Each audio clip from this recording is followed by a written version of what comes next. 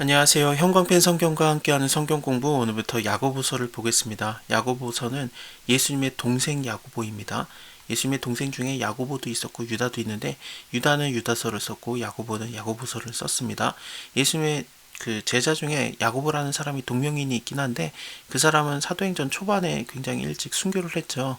그래서 이 야고보서를 쓴 것은 일종의 모든 교회의 어른이고 예루살렘 교회의 총회장으로 활동을 했던 그 예수님의 동생 야고보입니다. 하나님과 주 예수 그리스도의 종 야고보는 흩어져 있는 12지파에게 문안하노라. 이 12지파라고 하는 게 유대인 12지파를 얘기하는 건 아니고요. 스데반이 죽었을 때 예루살렘에 모여있던 그런 기독교인들이 막 흩어지게 됐거든요. 그 흩어졌던 사람들에게 문안한다라고 봐야 될 것 같습니다. 야고보는 계속해서 예루살렘에 계속 머물렀어요. 그래서 사도행전을 보면은 뭐 바울이 이방인들에게 전도하고 있는 거 그런 것들을 예루살렘 교회에 와가지고 보고를 할 때 그때 야고보가 굉장히 주축이 돼 있었고 나중에 바울이 다시 돌아왔을 때 거의 죽기 직전이거든요. 바울이 이제 마지막 선교 여행을 떠나는 거 그거는 강제로 떠나는 거였습니다. 로마로 압송되는 그런 상황이었거든요. 어쨌든 그 바로 전에 바울이 왔을 때도 야고보에게 일종의 바울이 가서 문안을 해야 될 만큼의 굉장히 높은 지위에 있었던 사람이 야고보입니다. 예수님이 생존에 계실 때는 예수님의 동생 야고보가 예수님을 잘 못 알아봤죠. 그래서 그 엄마랑 같이 잡으러 다니고 그랬었죠. 그래서 예수님 입장에서는 말씀 막 전하고 있는데 사람들이 말하죠. 당신의 엄마와 당신의 형제들이 당신에게 왔습니다. 그랬더니 예수님께서 정말 좀 안타까운 마음에 누가 내 모친이고 내 형제겠느냐 하나님의 말씀대로 따르고 순종하는 자라야 내 형제고 자매고 모친이라. 야고보는 이거를 밖에서 들었어요. 그래서 여기 야고보서를 보면은 말씀대로 행하는 것이 바로 믿음이다라는 얘기를 굉장히 많이 합니다. 그것은 예수님한테 직접 들었던 얘기이기도 하고 물론 뭐 예수님을 못 알아봤을 때 그러니까 예수님이 정말 하나님의 아들인지를 몰라봤을 때 그런 얘기를 들었지만 나중에는 정말 큰 인물로 성장을 해서 교회에 되게 큰 어른으로서 활동을 합니다. 이 야고보가 내 형제들아라고 하는 것은 정말 다른 느낌이 들어요.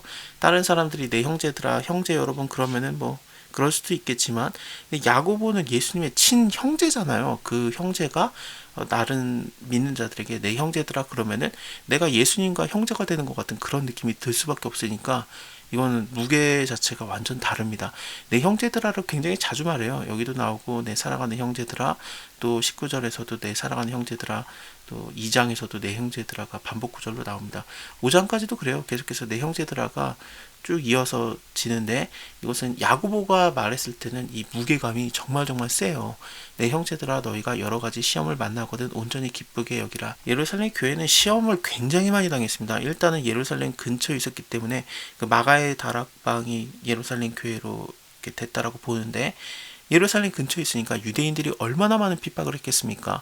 그렇기 때문에 여러 시험도 있었고 괴로움도 있었고 또 그 많은 비용을 아무래도 쓰다 보니까 뭐 힘든 사람들도 많이 구제하고 도왔었죠. 그뿐만 아니라 예루살렘에 뭐 흉년도 있었고 참 힘들었어요. 그러니까 안디옥 교회에서도 뭐 돈을 모아가지고 도와줬었고 고린도 교회, 데살로니가 교회, 갈라디아 교회 여러 교회들이 그 돈을 모아가지고 예루살렘 교회에게 보내주는 구제하는 그런 일들이 많았었습니다.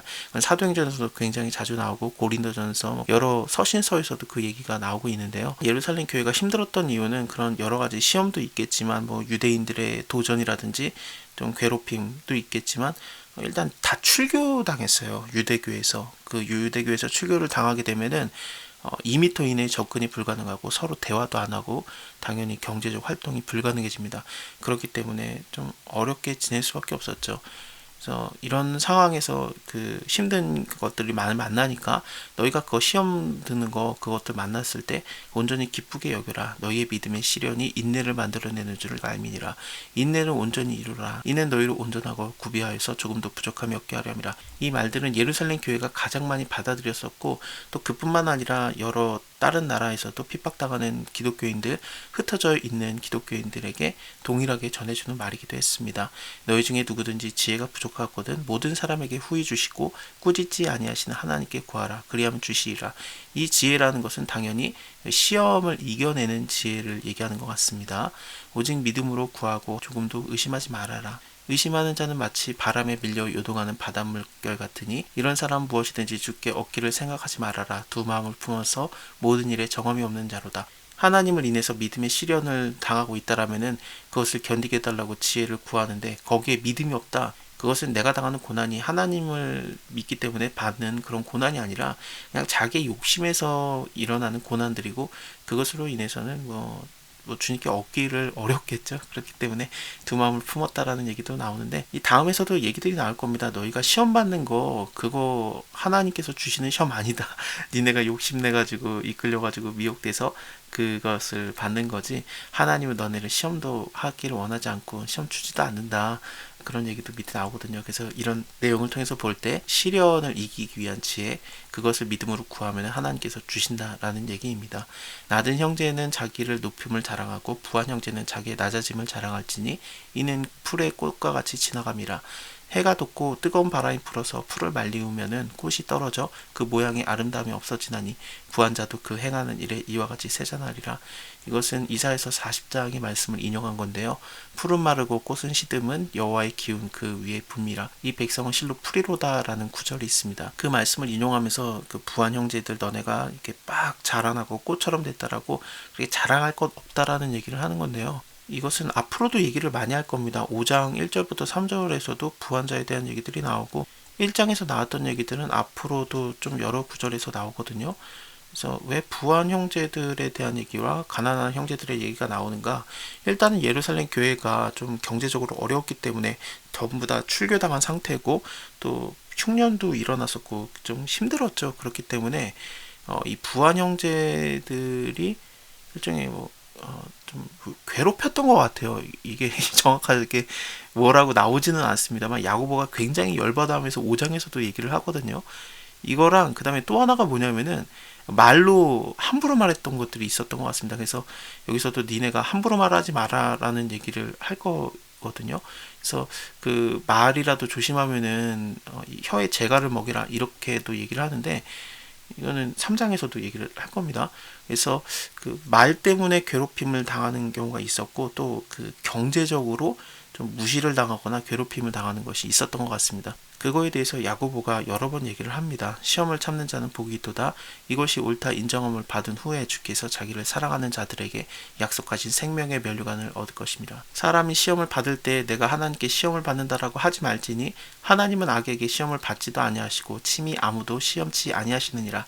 오직 각 사람이 시험을 받는 것은 자기의 욕심에 끌려서 미혹됨이니 욕심이 잉태한즉 죄를 낳고 죄가 장성한즉 사망을 낳느니라.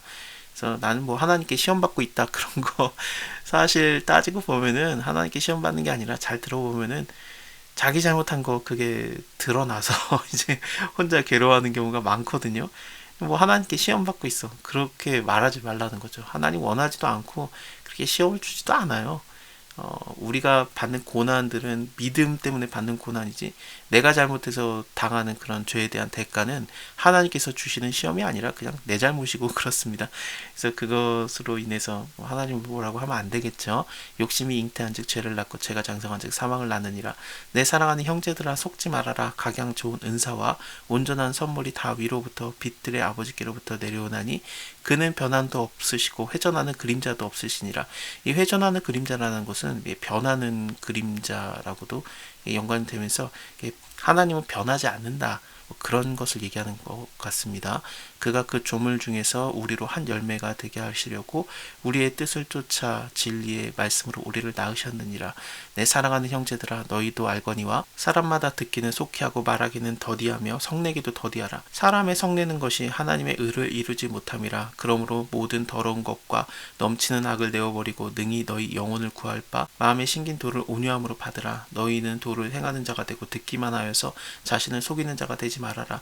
누구든지 도를 듣고 행하지 아니하면은 그는 거울로 자기의 생긴 얼굴을 보는 사람 같으니 제 자신을 보고 가서 그 모양이 어떠한 것을 잊어버리거니와 자유하게 하는 온전한 율법을 들여다보고 있는 자는 듣고 잊어버리는 자가 아니다. 실행하는 자니 이 사람이 그 행하는 일에 복을 받느니라. 예수님께서 그 얘기했던 거 아까 제가 말씀드렸듯이 누가 내 형제고 자매고 모친이겠느냐. 하나님의 말씀을 듣고 행하는 자라야 그렇다라고 했잖아요. 그것을 야고보가 밖에서 분명히 들었고 이것이 머리에 그냥 각인이 됐던 것 같습니다.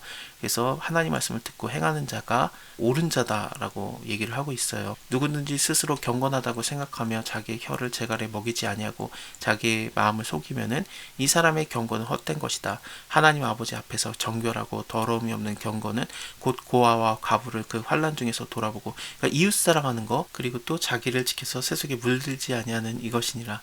자, 오늘은 여기까지 보고요. 다음에 믿음과 행위의 관계, 믿음의 행함, 그런 것들을 이어서 보겠습니다. 감사합니다. 다음에 뵐게요.